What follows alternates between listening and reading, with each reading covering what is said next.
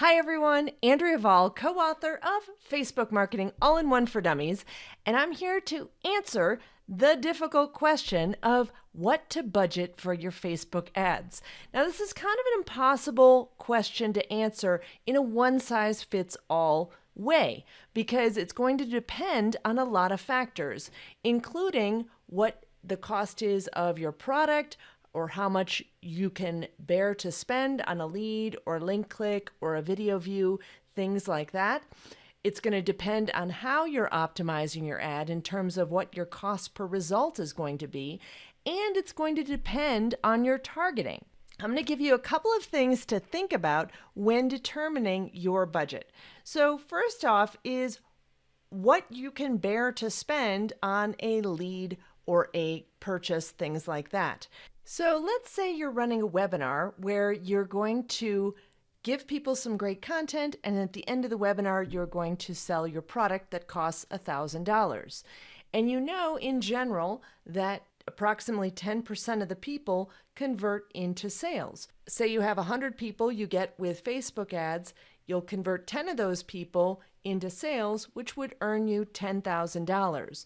So now you have to decide what percentage of that $10,000 you are willing to spend on those leads. You may have different costs involved for delivering that product.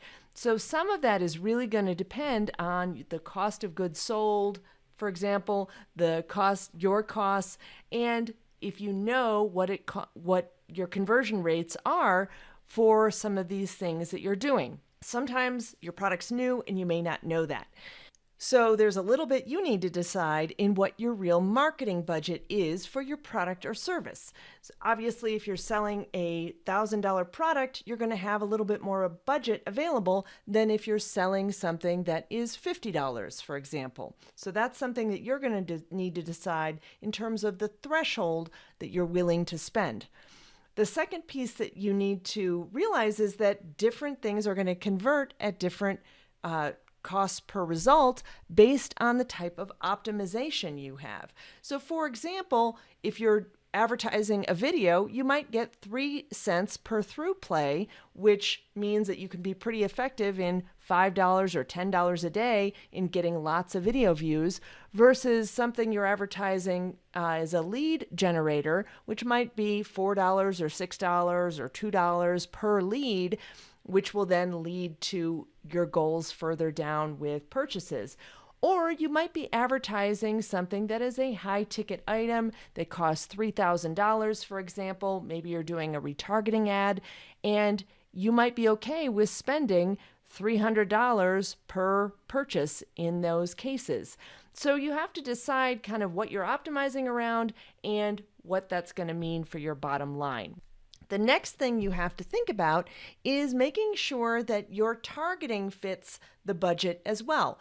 If you are targeting a local audience, you can't spend $6,000 a day in your advertising because you have a smaller audience. So let's take a look at this as an example. So I've got my targeting and audience set up as a local audience, and I also have some keywords in there. And if I set my spend level, my budget, to $6,000 a day, you can see my reach is a good percentage of the actual number of people who are in this audience. And you don't want to overspend for that audience because that just means that they will see a high frequency of your ad. So make sure your budget, your daily budget, is in line with your actual size of your audience, and watch things like frequency to make sure you're not overspending there. So lots to think about when setting up an ads budget. And the big thing that I would suggest is if you don't know some of the baseline numbers, if this is a new campaign or something that you're not quite sure about, a good rule of thumb is to budget anywhere from $10 to $25 a day per ad, run the ad for maybe 3 to 5 days, and take a look at some of the results, cost per result, as well as things like click-through rate to determine if people are interested in your ad, and that will give you some idea of success for those particular ads. The way you're going to get better results in all cases is to split test and keep running the ads that are doing well and turn off the ads that aren't. All right, everyone. Hope that was helpful and talk to you again soon.